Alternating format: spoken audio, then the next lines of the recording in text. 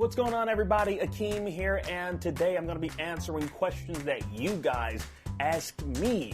So last week I put it out to you guys that, in honor of the 10,000 subscribers that we have, I wanted you guys to ask me questions that you've probably been dying to ask me, so that I can kind of give back to you guys, and so that we can form a dialogue with each other. And you guys did not disappoint me. I got like over 50 some odd questions, which it's really overwhelming. I'm gonna try to answer as many as I possibly can in this video. So let's get started. First question is, what product do you have in your hair, and how much do you love it in general? Well, I will start with the second question. I love my hair so much. How much do you love your hair? I love it so much.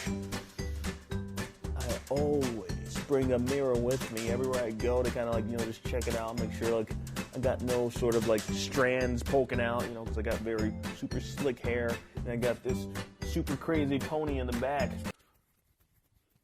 Oh yeah. The product I use in my hair is the same product that any Akeem uses in his hair. Juice and Berry. What supernatural character, past or present, would you marry regardless of gender? Genevieve Cortez. Or Cortez. Cortez. I would marry her up and down and all around. She's freaking hot. Now, Genevieve, I'll explain it to you guys. Genevieve Cortez, she was the character, she was Ruby on the television show Supernatural. She was, Ruby was the demon that helped Sam to hone his powers, his demonic powers, when he consumed other demons. It's funny, because I'm assuming that Jared Padalecki, he probably had the same feelings as I did about her, because, you wanna know what? He's married to her. He's married to my future wife. Yes, and I think they actually have a kid. They had my future son or daughter. I don't know what gender their kid is, because I don't keep up with his family life. The only thing I know is that she's married, and she's married to Jared Padalecki. I don't blame him. She's gorgeous. What is your favorite voice to perform? Well, my favorite voice to perform is, I don't know, man. It might be Shaggy, man. I don't know. All the voices that I do are I love them. I love them equally. One of the ones that I really love doing the most, and I wish I could do a lot more with, would be Stan Lee. I really just love his voice, and I love the character. I love playing in the Stan Lee voice, because he's an older individual. He's an old man, and I just love playing in that particular voice a lot. Talking like this. Hello, everyone. I'm Stan Lee. I'm an old man. I don't know where my pants are. Were you inspired by any particular impressionists when you were growing up? Yes, I was. A slew of them, actually. Early on, I was inspired by Kevin Pollak. He's a stand-up comedian. He's an impressionist. I saw him doing his impressions. He does a spot-on Christopher Walken. He does a spot-on William Shatner. And I was the type of kid. I watched a lot of SNL. I watched a lot of Mad TV, and I was inspired by a lot of the people that we all know, Mike Myers, Dana Carvey. I guess the mainstream individuals, but there are some people that you may not know about, like Billy West. You may know Billy West. He's also a voiceover artist. Billy West, he's the voice of Fry from Futurama. He was also the voice of Stimpy on Ren and Stimpy. In the earlier days, earlier in the 90s, he actually was on, he was a regular guest on the Howard Stern show. So he would, come on and he would do these various different voices. And I was always just in awe. So I watched it. I listened to it on the radio, but then I would watch it on E! I would watch the Howard Stern show on television. And I was always in awe, because they would show Billy West. It was one of the first times I actually saw a voiceover artist / impressionist doing voices. He was just going from voice to voice like that, and I was really amazed by this guy, how quick-witted he was, how just on his feet he was with the voices he was doing. And in the later years, I was inspired a lot by Bill Hader. Bill Hader definitely inspired me a lot. He's just a remarkable impressionist, and someone that I kind of see myself in. So is Frank Caliendo. Frank Caliendo definitely played a large role in my whole impressions repertoire, I guess. I don't know if that's how you want to phrase it, but I actually bought his stand-up CD, his stand-up album, and listened to it over and over and over again. I actually fell asleep listening to Frank Caliendo's earlier work because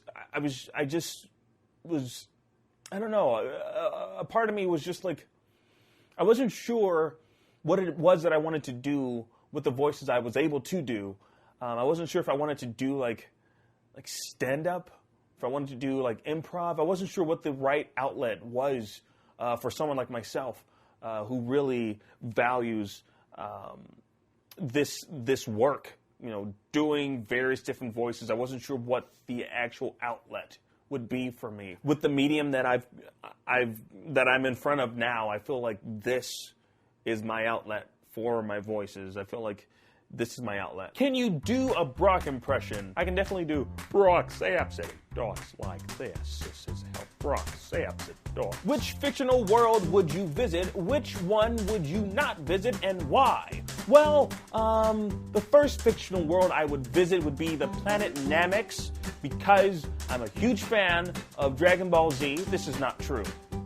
You know, there's a lot of places that I would say I want to live in the world, but then I think about, like, stuff that happens there, and I don't want to live there. Like, I would love to live, you know, in Eternia, but, I mean, like, that place is scary. You know, unless I'm He-Man, if I'm Akeem living in Eternia, I'm probably going to get my ass whipped by Skeletor. He's gonna be like, "Hello, I don't like you. I'm going to destroy you." What is the hardest thigh about being a nerd? The hardest thigh about being a nerd is the left thigh. Who was your first video game and or TV show crush?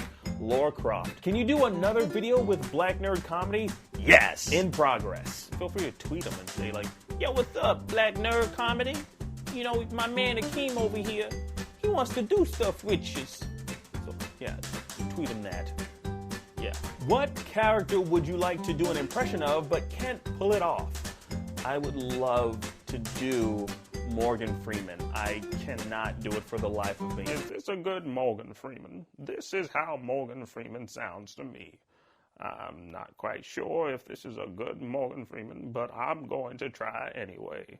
If I could do a good Morgan Freeman, I would, but I'm afraid I cannot. What did you do before you became a content creator on YouTube? So I did a lot of things within the digital space, within the online medium. I was a, social media manager, had my own podcast. I did a lot of things in the online world. My podcast was like my actual foray into, I guess, building up my presence, my online presence, my online persona. I did that. I also did improv around town here in Chicago. Did a lot of improv, a little bit, just a smidgen of stand-up here and there. Did a lot of that, and all of those things kind of, led me to doing what it is that you see today. All of those things are just they're an amalgamation YouTube is an amalgam. What I'm producing right now is an amalgamation of all those different things. It's like a meld of all those things that I just that I used to do. Do you remember the first impression you were able to do? If so, what was it? The first impression I remember doing was that of a baby. When I was a baby, I pretty much I can't do a baby anymore because I'm a man. So I'm going to ask you one last question, and I'm going to save the rest for a separate video. This is from Waffle Rex. He's a cool guy. I've seen him pop up in the comments a lot. You're cool, Waffle Rex. I love you, man. His question is, how did you become part of Geek and Sundry? Congrats on 10K. I also wanted to say you have made my life so much better. Wow. When I came across your collaboration with Andre, I was hooked. You are the absolute funniest YouTuber I have ever seen, and you have inspired me to practice voice acting.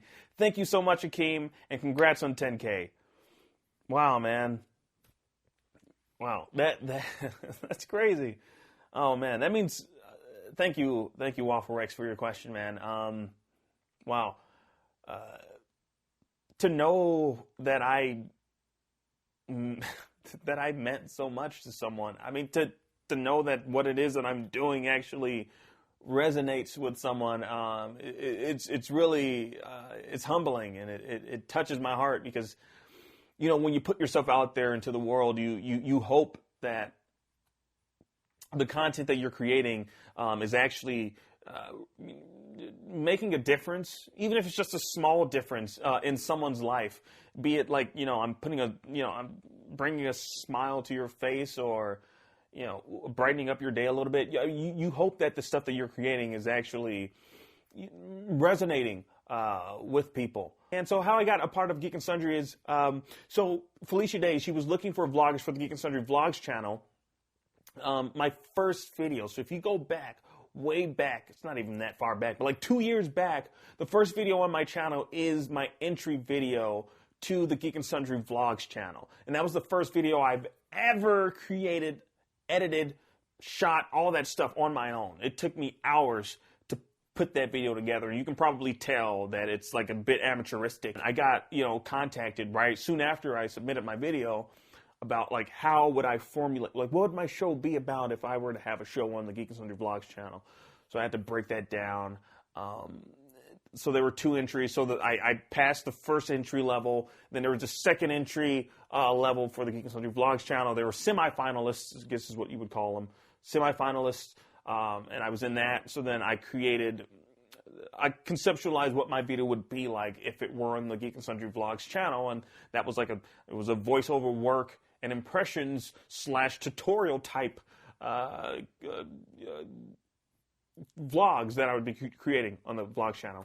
And then fast forward to August of 2013, I was brought on stage at VidCon, met Felicia Day for the first time, and I was told that I am one of the new Geek and Sundry vloggers on the Vlogs channel, and it was amazing.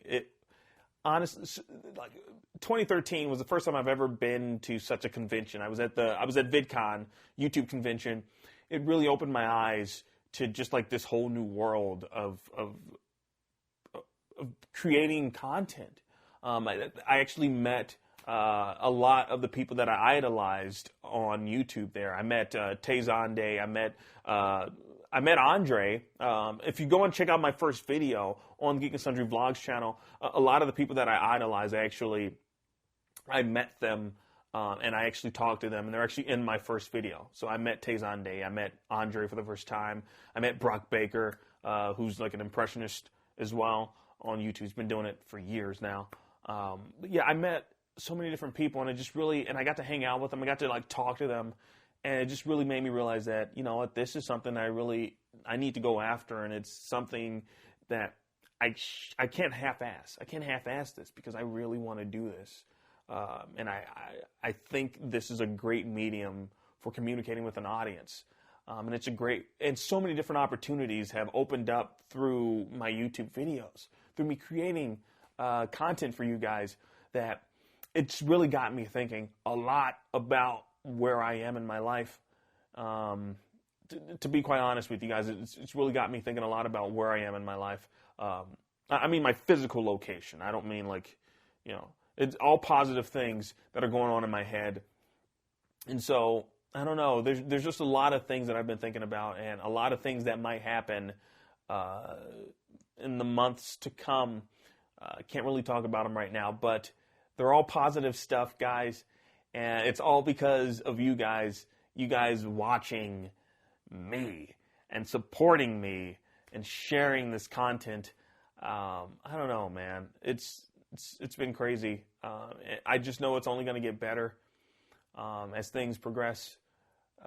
Yeah, we're just going to grow from here, guys. That's what's going to happen. We're just going to grow. We're going to keep growing. Gonna keep doing it up. I want to thank you guys for your questions. You guys are amazing. You guys are freaking fantastic, spectacular. I didn't get through a lot of them, so I'm gonna save the rest of these questions for a future Q&A video. So yeah, if I didn't get to your question, don't worry. I'm going to get to it. I want to make this maybe like a bi-weekly thing.